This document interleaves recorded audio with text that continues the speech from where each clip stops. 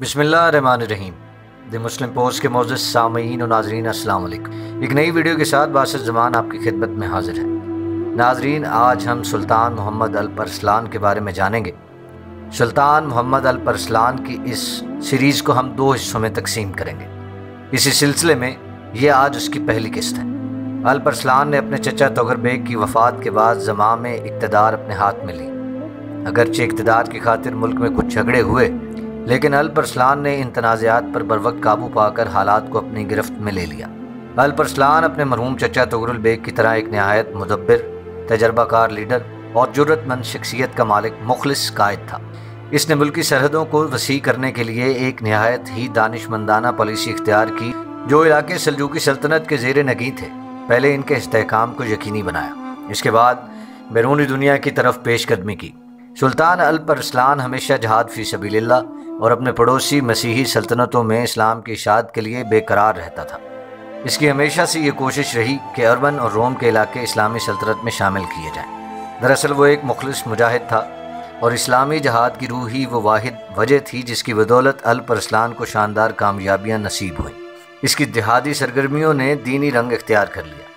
سلجوقی سلطنت کا یہ عظیم قائد ایک مخلص جہادی شخصیت اور مسیحی علاقوں میں اسلام کی اشاعت و ترویج کے لیے بے حد حریص انسان کی شکل میں نمودار ہوا، اور دولت بیزنطینیہ یعنی کہ بیزنٹائن امپائر کے بہت سے علاقوں پر اسلام کا علم لہرا دیا۔ الپرسلان اپنی مملکت کی سرحدوں کو وسیع کرنے سے پہلے 7 سال کے عرصہ تک اپنی مملکت کے دور دراز علاقوں کے حالات کا جائزہ لیتا رہا، اور جب ان علاقوں میں امن و امان کی صورتحال سے مطمئن ہو گیا تو اپنے عظیم مقاصد کو پایۂ تکمیل تک پہنچانے کے لیے پلاننگ شروع کر دی۔ ان کے سامنے ایک ہی ہدف تھا، سلجوقی سلطنت کے پڑوس میں واقع مسیحی علاقوں کو فتح کرنا، مصر میں فاطمی دولت کے اقتدار کو ختم کرنا، اور تمام اسلامی دنیا کو عباسی خلفاء اور سلجوقی اقتدار کے جھنڈے کے نیچے متحد کرنا تھا۔ الپرسلان نے اپنے منصوبے کو عملی جامہ پہنانے کے لیے ایک بہت بڑا لشکر تیار کیا، اور اس لشکر کی قیادت کرتا ہوا ارمن اور جارجیا کی طرف روانہ ہوا۔ یہ علاقے بہت جلد ان کے ہاتھوں فتح ہوئے۔ الپرسلان آگے بڑھا اور شام کے شمالی علاقے پر یورش کی۔ حلب میں مرداسی حاکم تھے۔ اس سلطنت کی بنیاد 414 ہجری بمطابق 1023 عیسوی میں صالح بن مرداس نے رکھی تھی۔ یہ ایک شیعہ سلطنت تھی۔ الپرسلان نے مرداسی سلطنت کا محاصرہ کر لیا اور اس سلطنت کے فرمانروا محمود بن صالح بن مرداس کو مجبور کیا کہ وہ مصر کے فاطمی خلیفہ کی بجائے عباسی خلیفہ کی حکومت کو تسلیم کرے اور لوگوں کو اس کی حکومت کے احکامات کا پابند کرے۔ اس کے بعد الپرسلان نے ایک ترکی نژاد قائد اتنسس بن اوق خوارزمی کو جنوبی شام پر حملہ کرنے کے لیے بھیجا۔ خوارزمی نے فاطمیوں سے حملہ اور بیت المقدس چھین لیے، لیکن اسکلان پر قبضہ نہ ہو سکا، جسے مصری حدود میں داخلے کے لیے ایک بہت بڑے دروازے کی حیثیت حاصل تھی۔ اس طرح سلجوقی بیت المقدس کے اندر خلیفہ عباسی اور سلطان سلجوقی کے مرکز کے قریب ہو گئے۔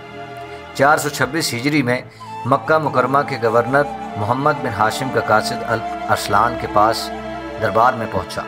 قاصد نے اطلاع دی کہ شریف مکہ خلیفۃ القائم پاشا اور سلطان الپرسلان کے نام کا خطبہ دے رہا ہے، اور آئندہ سے وہ عبیدی سلطنت کی بجائے عباسی خلافت کے احکامات کی پابندی کرے گا۔ قاصد نے یہ بھی بتایا کہ مکہ شریف میں آئندہ حی علی خیر العمل کے الفاظ اذان میں نہیں دہرائے جائیں گے۔